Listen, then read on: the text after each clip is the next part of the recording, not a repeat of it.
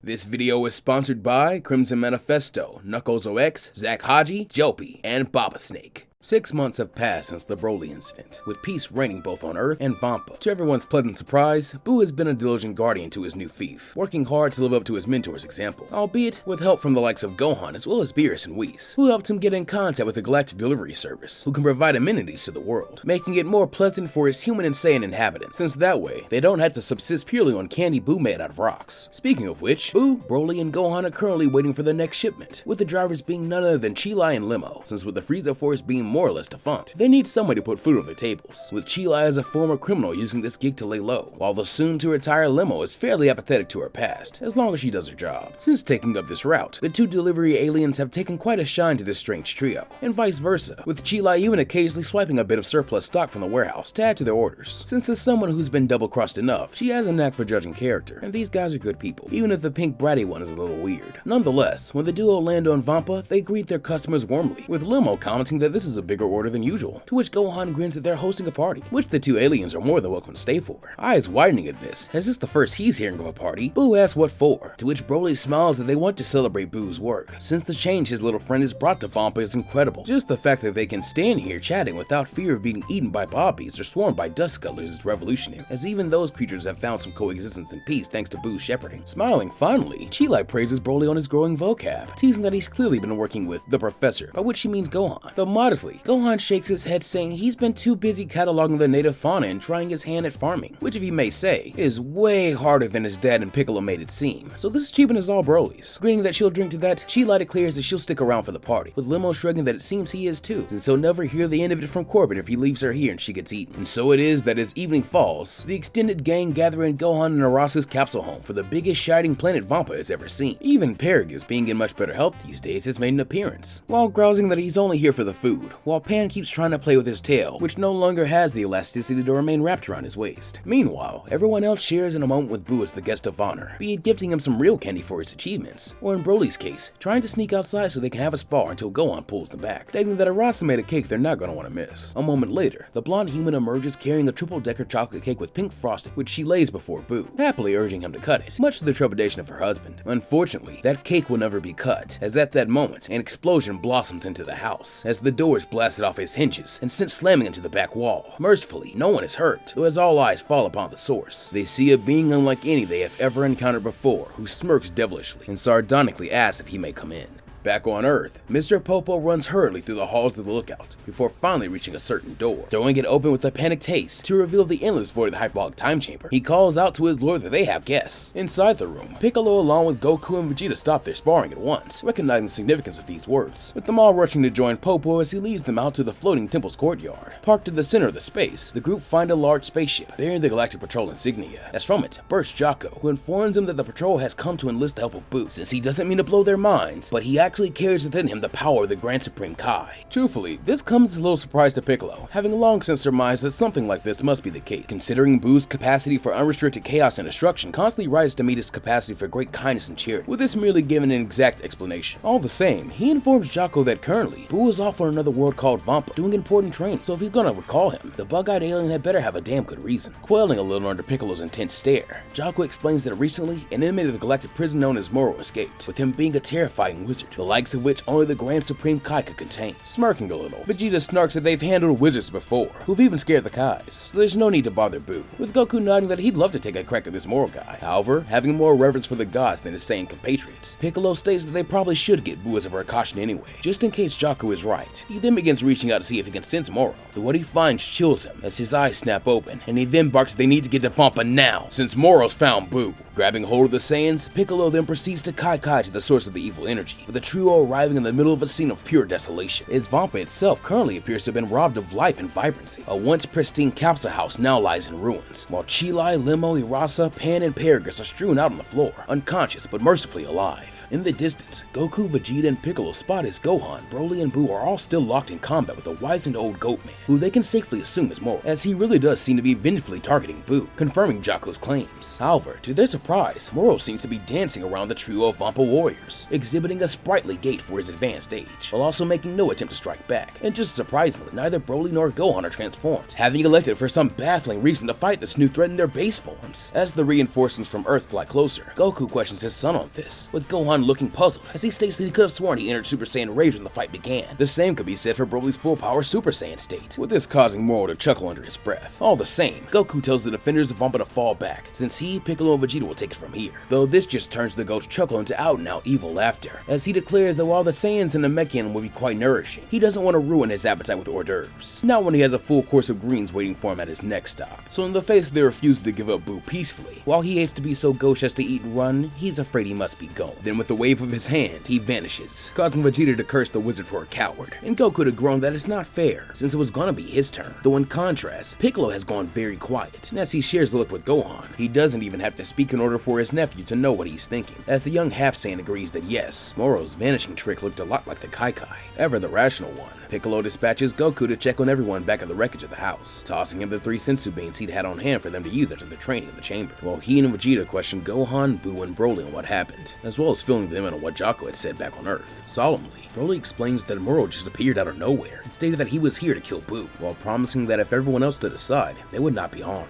Naturally, as Boo is their friend, he and Gohan refused, doing all they could to move the fight, though not before Moro did some weird motion with his hands that made everyone but them pass off while he seemed to grow stronger. This causes Vegeta's brow to furrow, as he asks if Gohan is absolutely certain he started the fight in that Super Saiyan Rage form, with Gohan nodding yes. When he saw his wife and daughter collapsing, he just got so angry that he's sure he entered that form, while Broly just gives a quiet grunt of affirmation to confirm he experienced the same with his own anger-based power. Nodding, Vegeta sighs that he figured, before stating that he suspects Moro can drain energy like those annoying androids, but worse, with Piccolo then adding a question of his own: who among them feels tired, specifically more tired than usual after a fight. After a moment, both Gohan and Broly confirm that they do in fact feel greater fatigue than usual, while Boo shrugs that he feels fine, with this making Piccolo smirk that he had a hunch that would be the case, since now he knows why Moro came after Boo first. He can't absorb his energy, and if he took some from Vampa itself, it's possible the planet's ability to simply sustain life has waned, increasing their exhaustion. This revelation makes Boo grin, whilst also puffing steam a bit angrily, growling that he'll give the bad goat man a smack for hurting his precious friends and messing with Vampa, with Piccolo nodding that he'll be sure to give Boo a chance. Later as they can figure out where the tricky bastard ran off to.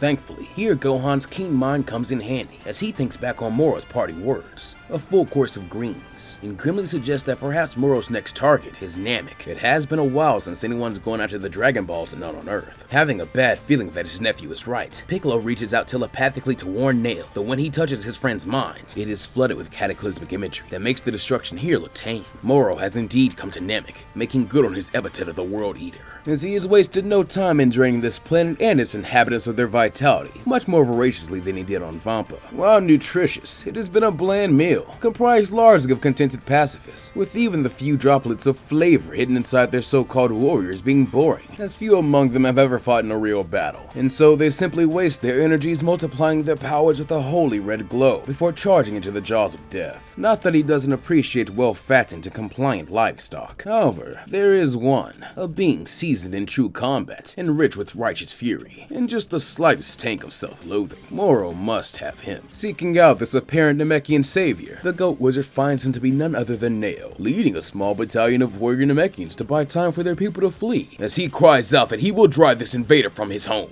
Smirking deviously, Moro applauds the hero's zest, and urges him and his friends to come at him if they mean to make good on their promise, with several Namekians falling for the taunt, as they fly towards him all readying various attacks. For their impudence, they of course receive death, as by using only a small fraction of his magic, Moro was able to atomize them, leaving those still alive in a state of shock and horror. To Nail's right, one of the Namekians cries that this isn't anything like what Brother Piccolo trained them for, looking as though he's about to break the line, while to his left, a younger looking warrior suggests they could fuse, since it worked before, though setting his jaw. Nail flatly refuses the suggestion, naming it taboo, as their numbers are already reducing in the face of this new calamity. As he does this, Moro tastes that tang in his aura again, so this is his source of shame. How fascinating. He must coax more of this out, as the Namekians are making no attempt to attack him again after their disastrous first attempt. The wizened wizard slowly begins advancing on his prey, a twisted leer to his goat lips, as he comments that there is no shame to running, not that it would do them any good, since their world is already doomed.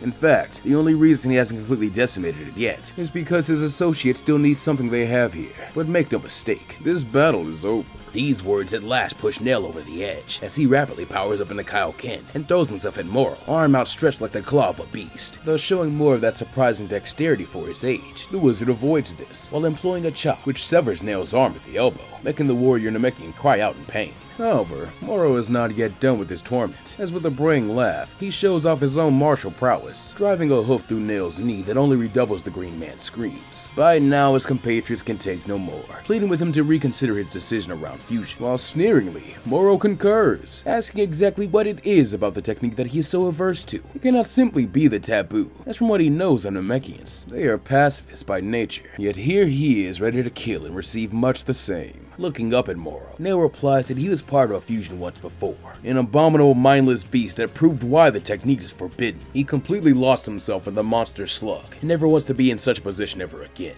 though he sees now that Moro is an even greater menace. So if he must give up his pride and his self so that Namek can live on, so be it. He will grant the sorcerer his wish. Hearing this, the two Namekians who stood at Nail's side leap to his aid, and as he grows his lost arm with a roar, he plants a hand on each warrior's chest. In a flash, a new Namekian savior is born, with Nail's mind at the helm, as he charges at Moro, driving punches and kicks into him. In contrast to before, this does at least force the wizard to try as he feints and dodges, while admitting that the warrior is pressuring him. Admittedly, his power is greatly diminished from what it once was, but still, to give him any form of a challenge is admirable. Snarling fiercely, Nail retorts that he can admire him from hell, as he fires a mystic flash at the old goat. Though having been waiting for this, Moro greedily swallows the bolt of ki, licking his lips and giving the Namekian his thanks. Then, with a faint bow, he vanishes, though not from teleportation, but rather renewed speed, with Nail sensing him a slight distance away, and turned to see the wizard bending over his fallen arm and examining it. Opening his mouth to demand Moro explain what he is doing with that, he is instead met by an incredible pain, as the mage reappears in front of him and drives the lost appendage into his stomach like a fork, impaling Namek's champion on his own fingernails and forcing him to his knees. Wanting to taste all the final exquisite flavors of Nail's desperate end, Moro cups the warrior's chin in his hand, feeling the purple blood pooling in his palm, as he softly states that for what it's worth, the Namekian warriors of this day and age are far more impressive than the ones from 10 million years ago, so he should take comfort in that, along with the knowledge that he will not be traveling to the afterlife alone. Then with a swift, sharp jerk of his hand, Moro ends the hero's suffering and allows him to fall lifelessly to the ground. As he surveys Nail's body, Moro is struck almost immediately by a sense of remorse. Not that the man is dead, but that he killed him too early. As now, all that is left are the scraps of this planet's fighters that he should have let fuse beforehand for a more filling meal. At least, that is what he thinks, until he senses a quartet of powers appear just behind him. Turning, he sees the Namekian and the two pure Saiyans from earlier, having seemingly followed him. Though with them is a surprise addition, the Jin who now possesses the power of the Grand Supreme Kai. How fortuitous, since after all the power he's gained, he's sure he'll be able to destroy Boo here, ensuring no one can challenge him. However, it seems that to get to the pink creature, he will have to go through his allies. So be it, he can whet his appetite on them before the main course. Stepping up together, Goku, Vegeta, and Piccolo all transform into their highest states, Ultra Instinct and Ego for the Saiyans, and Dragon Warrior for Piccolo, with this causing their powers to jump up significantly as they close in on Moro and begin laying into him with a flurry of blows. If Nail gave him a challenge, then this is simply put a pummeling, with it appearing as though Moro is not in control for the first time, as the question shifts from if the new arrivals will beat him to win. At least, that is what the Goat Wizard wants them to think, as just like the others, he has been slowly draining them, with Piccolo's magic and ki, which is similar but distinct from his own, being particularly nourishing and succulent. So much so that it takes all of Moro's force of will not to gobble it all down the moment he comes into arm's reach. Though having learned his lesson from the lesser slug, he plays the long game, waiting until the very last second to manifest a massive orb of ki in his palm, which he shovels greedily into his maw. At once, the wizard's power spikes, with the hero's definitive advantage vanishing in an instant. As mere seconds after consuming this power-up, Moro is upon Goku and Vegeta, grabbing them by the throat and draining them both of their ki, with the result being a rapid rejuvenation, as his stooped posture becomes upright and his emaciated frame begins to bulk up, whilst they are subsequently stripped of their divine states and demoted down to their blue, god, super saiyan, and finally base forms in the blink of an eye. Smirking, Moro then asks Piccolo what he thinks of him in real supreme sorcery, reiterating that this is not even his full power, just a byproduct of draining those simpletons, to which Piccolo growls that he's a monster, and what's worse, one too dangerous and cruel to be left alive. He then begins marshaling his power for the Shadow Dragon technique, though to his shock and horror, he finds that not only does he lack the ki for the high-level move, but sometime during the fight, his tail disappeared, as did his horns and scales, meaning he too is back in his base form. Thankfully, he does still have one last ace in the hole, crying out Kaioken as he allows the familiar red aura to surround him. Unfortunately, this does little but bemuse Moro, who huffs that he's seen that form before, though perhaps he will get greater enjoyment out of it this time, as Piccolo is undeniably a greater class of Neo. Having grown sick of the goat man's smarminess, Piccolo does not hesitate to go on the attack, though it is a vain effort as thanks to his power boost and restored body, Moro has no trouble putting the Namekian in his place with a demonstration of magic that makes Piccolo's paltry by comparison. Nonetheless, he does not kill him as he did Nail, instead choosing to play with his food as he waits for something very important. Then at last, it happens. The sky turns black, and Moro lets out a braying cheer at the same moment Piccolo growls in despair. He should have known Gohan's hunch was right. Furiously, Piccolo demands to know what Moro's wishing for. Immortality? Though laughing now, Moro replies nothing so trivial, since with his abilities, he can live for eons on only a fragment of energy. No, he desires two things. First, the return of his power, and second, will allow him to reveal that by demonstrating the former. He then grabs hold of Piccolo, who he had previously pinned to the ground with a spell that made the gravity around him 50 times that of Earth's, and teleports them both to the site of Porunga's summon. Standing before the dragon is a terrified-looking humanoid, who attempts to act pleased to see Moro, though his babbled greeting is silenced by a tut from the wizard, as he sighs that he knows Cranberry meant to betray him. An unwise decision, but he supposes there is a reason they're called practice dummies. On this ominous remark, Moro lazily points a finger at his associate, with this being all it takes for him to self-destruct, leaving the goat wizard free to stride forth and take the last wish for himself, that being the release of all the inmates in the Galactic prison. Now able to stand at last, Piccolo demands to know what the fiend wants with that. Though chuckling once again, Moro replies that it's really not any of his concern, as he'll be dead long before it matters. He then raises a finger to end Piccolo as he did Cranberry, though before he can cast the spell, a pink fist strikes the sorcerer across the jaw, as Boo, having caught up, squeals that it's no fair taking Piccolo and playing without him, so now he'll make the goat man pay. Feeling a smile form on his lips, Piccolo yells at Boo to focus and use the Grand Supreme Kai's power to defeat Moro right now, though this just leaves the Jin looking confused, as despite it being mentioned earlier, he asks who that. Braying once more, Moro jeers that it seems he truly does have nothing to fear after all, turning his finger on Boo, and watching as he instead explodes into countless puddles of bubblegum,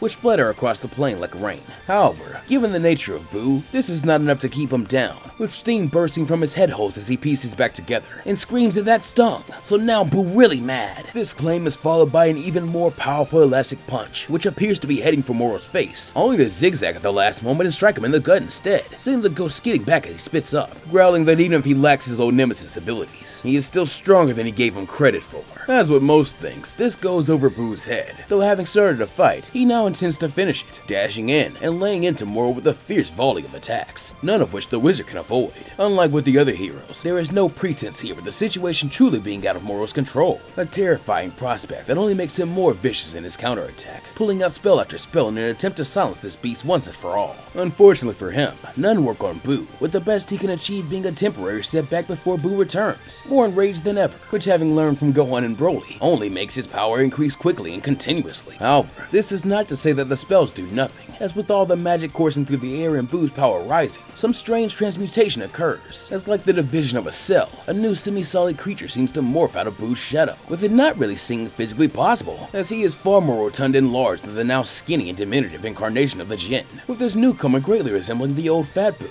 except with a mohawk which denotes him as a Kai. Instantly concluding that this must be the Grand Supreme Kai, Piccolo bows in reverence, though giving the Namekian a friendly smile. He states that such things will not be necessary, before asking Boo, who he calls old chum, whether he's ready to destroy this demon once and for all, nodding eagerly that he'll play with the funnily dressed man. Boo takes up his stance beside the Kai, while across from them, Moro's pupils have become pinpricks, as he hisses that this should not be possible. Chortling good-naturedly, the Daikao replies that there is much even a warlock such as Moro does not know, before preparing a joint attack with Boo, which will surely end the wizard, or at least it would if not for its final desperate gambit, consuming the entirety of this planet's life force at once. Truthfully, Moro is reluctant to employ such a tactic, as it will destroy the entire planet, giving him very little time to escape, though in the alternative of certain death, he's willing to gamble on those less than stellar odds. And so, raising his hand high, he creates another key orb, much larger than the first, which he swallows, while at his feet, cracks begin to form. However, this is not where they stop, as in an instant, they spread both further and deeper, so that soon, Piccolo, Boo, and the Grand Supreme Kai all see the light of the core shining through, while around them, Namek's serene green and blue landscape becomes a red and black inferno. From behind him, Piccolo then hears the all too familiar voice of his adopted brother, and turning back, he sees Goku and Vegeta, still bedraggled, but standing once more,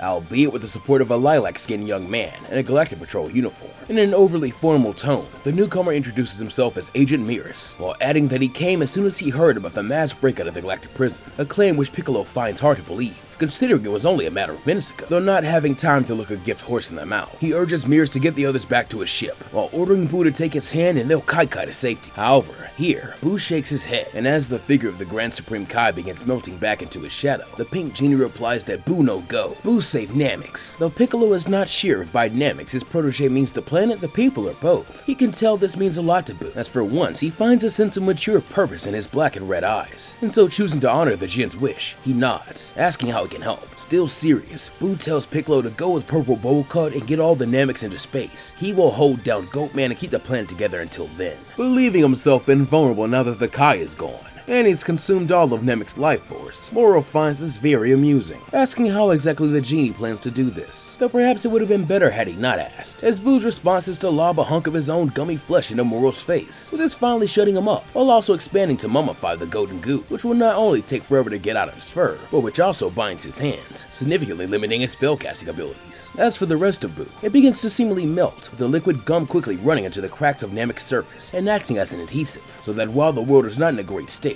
further damage has been halted for the time being. Refusing to squander this, Piccolo commands Miras to take them to his ship, while telepathically urging all surviving Namekians to follow them or casting his wizard barriers to transport those who can't run anymore. To his great dismay, there are far fewer responses than he would have hoped, with it seeming once again their population has been devastated by a ruthless invader. Nonetheless, those who have survived rally around Piccolo as a beloved hero and guide, so that when they reach Miras' ship, one that Piccolo notes is conveniently sized for an evacuation, the refugee Namekians all follow him on board. By now, Boo's stopgap has begun to give way, with Piccolo commanding a student to join them. When he gets no response, Miras solemnly apologizes, then closes the airlock and begins liftoff procedures. Urgency now shattering his cool facade, Piccolo cries once more for his apprentice, though it truly is no use, as no sooner has the Galactic Patrol craft cleared the atmosphere than the veins of pink running across Namek's surface all go up in flames, and the planet itself explodes, leaving nothing but space dust in its wake. Though in his heart he knows it to be pointless, Piccolo makes one last vain attempt to sense Boo, with it coming as a painful but not surprising revelation that no trace of the genie's energy remains. Seeing his brother's distress, Goku lays a hand on Piccolo's shoulder, stating that Boo proved himself a true guardian today, and in doing so, he stopped a terrible threat to the entire galaxy. Unfortunately here, Miras is forced to be the bearer of bad news, as he sighs that he's afraid Moro is not dead, and that he can very much feel his energy, now stronger than ever, having convened with dozens of evil keys, which must be the escaped inmates. Letting out a growl, Vegeta slams his fist into a bulkhead, cursing that Moro and all his blasted tricks, before asking Piccolo as their de facto leader what their play is from here. Having gone rather still in the wake of this confirmation, Piccolo's words carry a cold steel to them, as he replies that they're going to finish what Boo started, and ensure that Moro is brought to justice for all his evils. But for that to happen, they're going to have to train like they'd never trained before.